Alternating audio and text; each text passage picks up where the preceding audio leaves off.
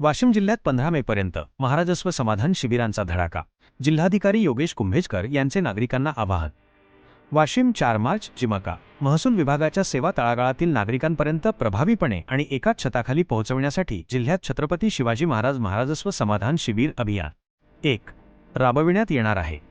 7 मार्च ते 15 मे 2026 या कालावधीत होणाऱ्या या शिबिरांमध्ये नागरिकांनी मोठ्या संख्येने सहभागी होऊन आपल्या महसूल विषयक प्रश्नांचे निराकरण करून घ्यावे, असे आवाहन जिल्हाधिकारी योगेश कुंभेजकर यांनी केले आहे.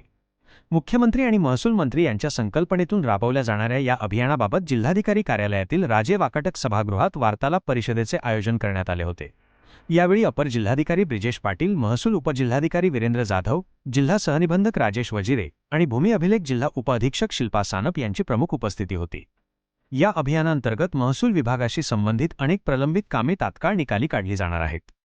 यात प्रलंबित फेरफार निकाली काढणे, 7/12 व 8 उतार्यांचे वितरण, गाव दप्तर अद्ययावत करणे, विद्यार्थ्यांसाठी आवश्यक विविध दाखल्यांचे वाटप, अकृषक NA प्रकरणे, तुकडेबंदी कायदा, मोजणी अर्जांचा निपटारा, सामाजिक अर्थसहाय्य योजनांचा लाभ, घरकुल पट्टेवाटप, ॲग्रिस्टॅक व PM किसान नोंदणी अशा विविध सेवांचा समावेश आहे. जिल्ह्यातील सर्व तालुक्यांमध्ये मंडळनिहाय शिबिरांचे नियोजन करण्यात आले असून त्याचे वेळापत्रक खालीलप्रमाणे आहे.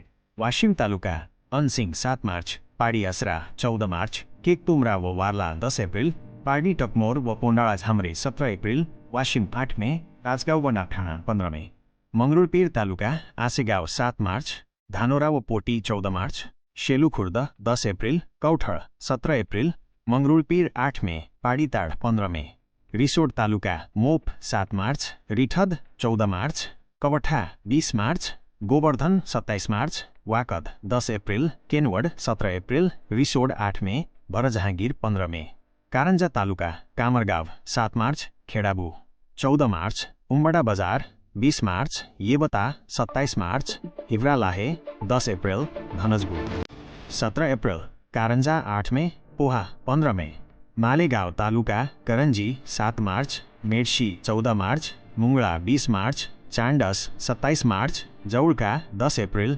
किन्हीराजा 17 एप्रिल, मालेगाव 8 मे, शिरपूर 15 मे, मानोरा तालुका उमरी 7 मार्च, सेंदूरजना 14 मार्च, कुपटा 10 एप्रिल, इंझोरी 17 एप्रिल, मानोरा 8 मे, गिरोली 15 मे. जिल्हाधिकारी कुंभेजकर यांनी सर्व संबंधित विभागांना शिबिरांचे नियोजन अत्यंत प्रभावीपणे करण्याच्या सूचना दिल्या आहेत. ग्रामीण व नागरी भागातील विद्यार्थ्यांनी शैक्षणिक कामांसाठी लागणारे दाखले या शिबिरांतून प्राप्त करून घ्यावेत, असेही त्यांनी नमूद केले. या वार्तालाप परिषदेला जिल्ह्यातील अधिकारी, कर्मचारी आणि प्रसारमाध्यमांचे प्रतिनिधी मोठ्या संख्येने उपस्थित होते. नागरिकांनी आपल्या परिसरातील शिबिराच्या तारखा लक्षात घेऊन उपस्थित राहावे आणि शासनाच्या या लोकाभिमुख मोहिमेचा जास्तीत जास्त लाभ घ्यावा, असे आवाहन प्रशासनाकडून करण्यात आले आहे. आणि गावापातळीवरील जास्तीत जास्त संख्येने नागरिक त्यामध्ये सहभागी व्हायला लाभ घ्यावा, यासाठी आपण हे प्रयत्न करत आहोत. आपल्याला जी प्रश्न देण्यात येत आहे यामध्ये अतिशय महत्त्वाचे उपक्रम आपण राबवत आहोत. तर यामध्ये जिवंत सातारा मोहीम हा देखील महत्त्वाचा उपक्रम आहे.